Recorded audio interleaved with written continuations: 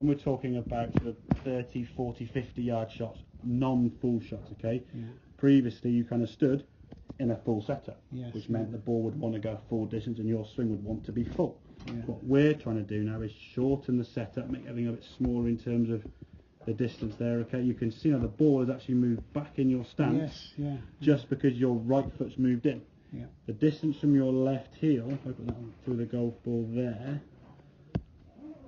and we sort of zoom in there, those lines aren't really that much different from each other there. So if we do that one there, the gap between your left heel and both shots are the same. But by bringing your right foot in closer, what it does, it puts your hands now just how the golf ball, the hands now this far across that line rather than on the line.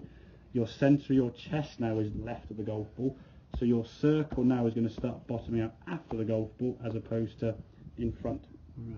And if the circle is going to come down, hit the ground early, you then hit the ground behind the ball and duff it, or then try and miss the ground and thin it. So your contact's going to be very inconsistent, hence why you weren't sure how far to swing it. Yeah. The same swing might get yourself 20 yards or 80 yards. Then you're guessing, aren't you? If you want to go 50 yards, well, what am I going to do? In terms of the swing, when you have a smaller setup, as Dave was saying there, when you've got a smaller setup, you don't feel the need to go back quite so far. When you're doing this shot here now, okay, there's your backswing there with a fuller swing. You just come through with more speed, and you're just sending it 70 or 80 yards. By having a shorter backswing, same good strike of the golf ball there, the club is bottoming out, still going down, even after the ball's been shot, that club still descending down here. Good strike of the golf ball, ball's been used aloft the club, keeping that weight forward, and we can just swing it through nice and relaxed. The one thing you'll notice here though, your head still looks at the golf ball, you see.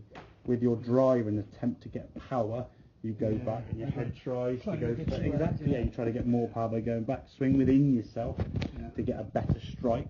Better strikes go further than longer swings more often than not, okay? You might get 1 in 10 when you get that real long swing that loses control, and you might get one and you go, way, it goes 250 yards, but the 9 in 10 that aren't going 250 are in the trees somewhere, you're ducking them, okay? So just think short shots, anything from 50-ish yards in.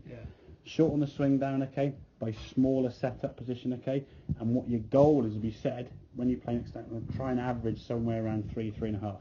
Okay, so you'll be chipping on the green from 50 yards, 2 putting. That's kind of your ideal perfect situation, okay? There'll be some times where you chip on, you might miss the green, a second chip shot on 2 putts, or you might 3 putt, or whatever it may be, but you're aiming to go 1 shot onto the green from 50 yards, and then 2 putts. If you can do that, your scores will come down loads. And in some ways, look at your score when you finish next time, and what your average is from this sort of 50, 60 yards.